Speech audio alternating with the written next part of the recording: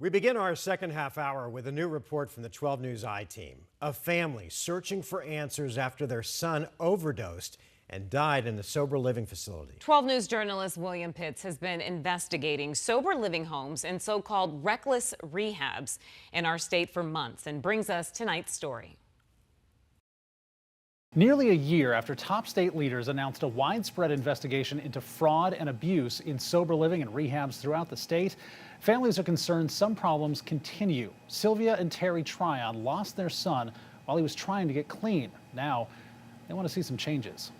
He was our firstborn, December 29th, 1989. Full of life all the time, He did good in school, he had lots of friends, loved family. That was one of his big things. He loved being around family and got into high school and got into football and excelled, started getting letters of, from different colleges all across the country. And football could have been Mickey Tryon's ticket to the future. Instead, it was his gateway to addiction. He said one of the coaches gave him, "Here, this will help relieve some of that pain." They say it just takes one time, taking a pill one time can lead him down the dark path. Mickey became a personal trainer, started bodybuilding, and still using drugs. He ended up on probation in multiple rehabs. Salvation Army, 120 days in Pathfinders, a rehab facility that shut down after the state accused them of fraud. But rehab didn't take. But I guess he went back to Pathfinders, said, I messed up, can I come back?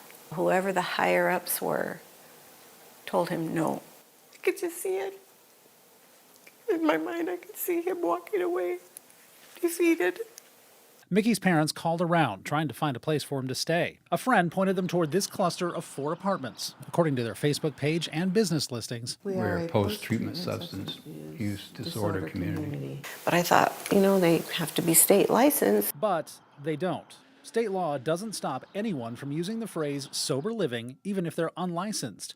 But there are rules. Only licensed sober living facilities can give out medication to clients. She called me Saturday morning saying that he's going to have to leave to go to another facility because she can't dispense the medication that he's on. But Mickey never had a chance to find another place to live. On August 19th, Mickey overdosed. His blood work showed fentanyl and methamphetamine. Fire department records show Mickey was given 8 doses of Narcan. His heart stopped shortly after paramedics arrived.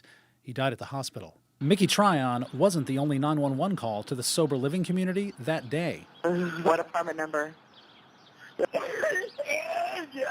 According to fire department records, paramedics had been to Mickey's apartment building just hours earlier. For a different patient than... It's a different one. All right. I'll send fire department back out there. Run away. We talked to the woman who runs the apartment that took Mickey in. We're choosing not to name them because they have not been accused of wrongdoing, and people still live there. She tells us the other client was okay, and she intends to get licensed by the state, but isn't yet. She said she does drug tests, and Mickey wasn't there long enough for her to do her normal intake procedure. She says she doesn't know where the drugs came from.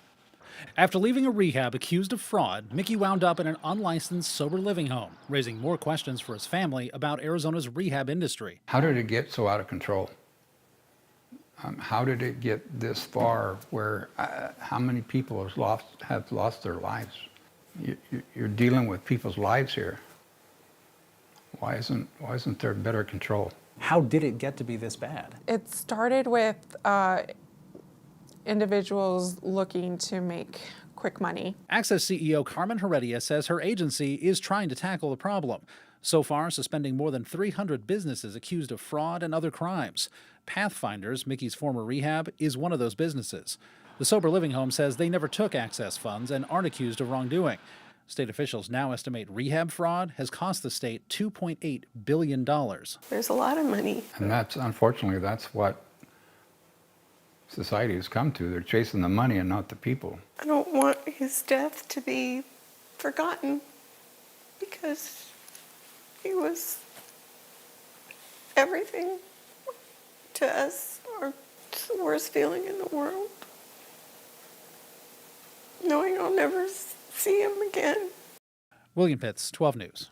All right, Will, thank you.